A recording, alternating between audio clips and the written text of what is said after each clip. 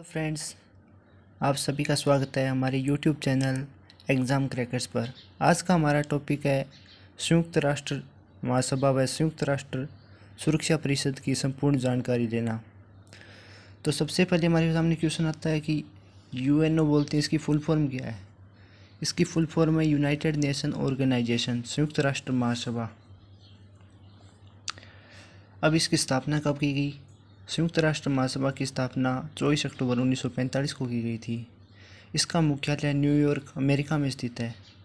अब हमारे सामने क्वेश्चन आता है, इसकी स्थापना क्यों की गई थी। तो प्रथम वर्ल्ड वार ख़त्म हुआ तो उसके बाद लीग ऑफ नेशन की स्थापना की गई थी। इसका उद्देश्य था कि एक अंतर्राष्ट्रीय मंच बनाना जिसकी सहायता से सेकेंड वर्ल्ड वार को रोका जा सके। लेकिन 1939 से 1945 के बीच में सेकेंड वर्ल्ड वार हुआ, जिसे रोकने में लीग ऑफ नेशन असमर्थ रहा। तो अमेरिकी राष्ट्रपति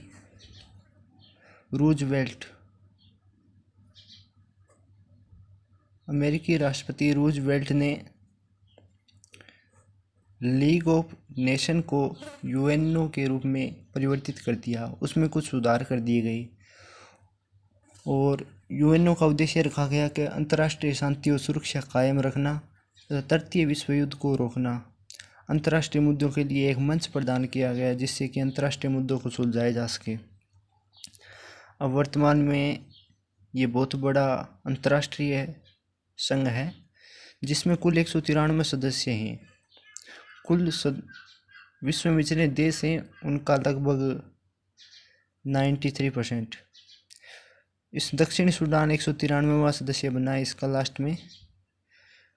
अब इसका एक अध्यक्ष होता है महासभा का, संयुक्त राष्ट्र महासभा का, जिसको महासचिव बोलते हैं। वर्तमान में संयुक्त राष्ट्र महासभा के महासचिव एंटोनियो गुटेरेस हैं। महासचिव का कार्यकाल 5 वर्ष का होता है।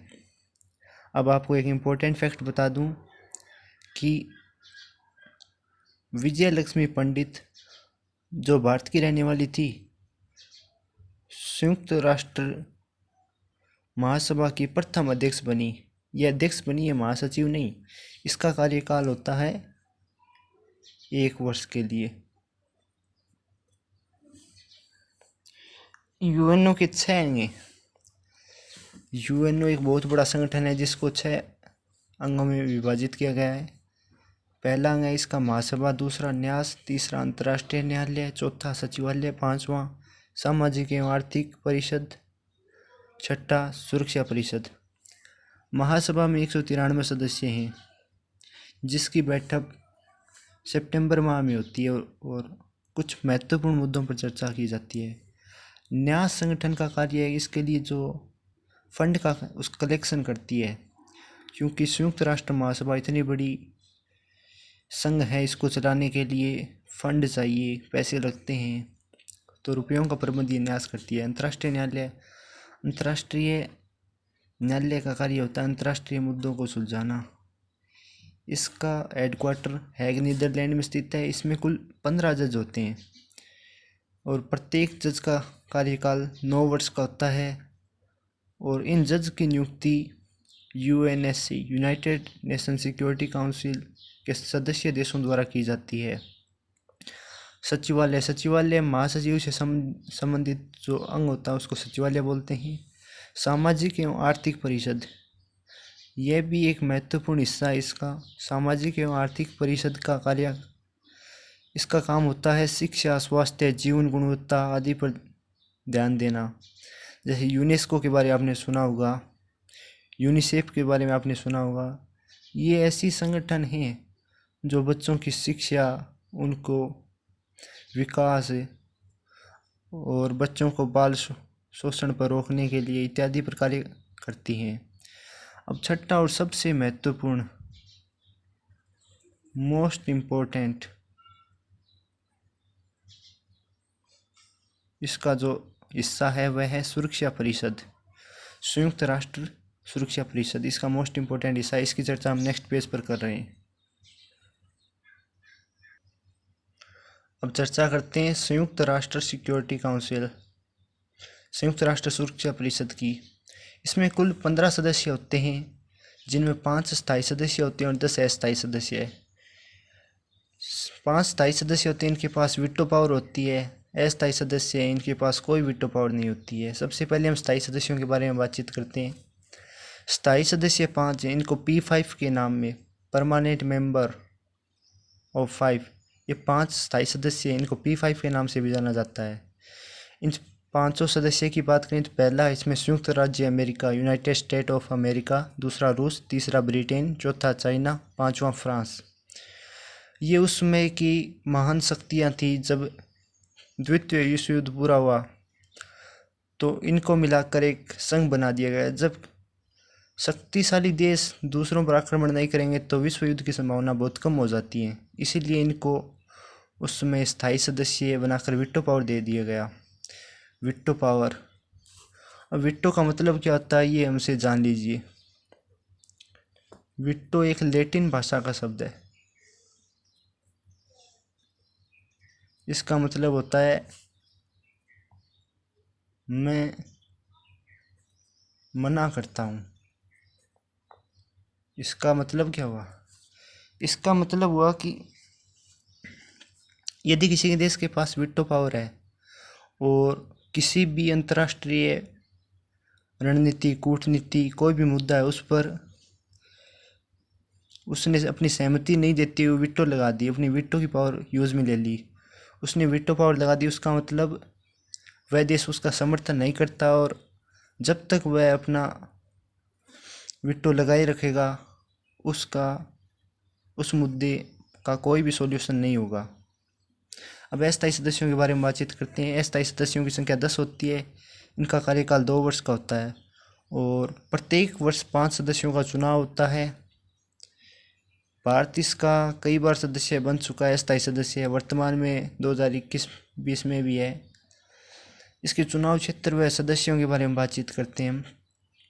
इसके चुनाव क्षेत्र, किस प्रकार से इन सदस्यों का चुनाव किया जाता है। इन सदस्यों का चुनाव किया जाता है, ये 4 प्रमुख क्षेत्र हैं, उनमें से अलग अलग, ऐसा नहीं कि सभी सदस्य यूरोप से हो गए, सभी सदस्य एशिया से हो गए, अलग अलग क्षेत्रों से अलग अलग सदस्य की संख्या होती है। जैसे अफ्रीकी व एशियाई देशों से 5 सदस्य है, पूर्वी यूरोपीय देशों से 1 सदस्य है, लैटिन अमेरिकी कैरिबियाई देशों से 2 सदस्य है, पश्चिमी यूरोप या अन्य देशों से 2 सदस्य है। इस प्रकार टोटल ये मिलाकर 10 सदस्यों का चुनाव किया जाता है। अब यूनाइटेड नेशन सिक्योरिटी काउंसिल की अध्यक्षता कौन करेगा?